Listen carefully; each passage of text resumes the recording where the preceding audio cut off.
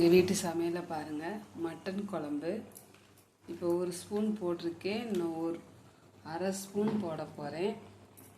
ஏன்னா எங்கள் வீட்டில் கம்மியாக தான் சமைக்கிறதுனால இந்த மசாலாவே எனக்கு போதும். இங்கே பாருங்கள், திக்காக வந்துருச்சு. மை மசாலா வந்து எடுத்திருக்கேன்.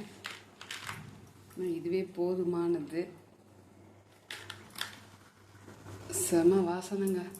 இந்த பொடி ஃப்ரெண்டு தயார் பண்ணுறாங்க. மை மசாலா, கறி குழம்பு, கோழி கிரேவி, நாட்டுக்கோழி குழம்பு எல்லாத்துக்குமே இந்த ஒரு பொடி தான் நான் எங்கள் வீட்டில் யூஸ் பண்ணுறோம்.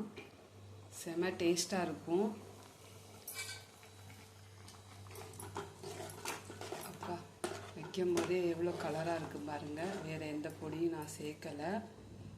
இதுவே திக்காக இருக்கும். இதே கிரேவியாக இருந்தால் இன்னும் திக்னஸ் வந்துடும். நான் தண்ணி குழம்பா வைக்கிறதுனால உங்களுக்கு தனியாக தெரியுது. இதுவே காரம் எல்லாமே சரியாக இருக்கும். வேறு எந்த பொடி நான் சேர்க்கலை. My masala super taste. Thank you Yazhini, thank you.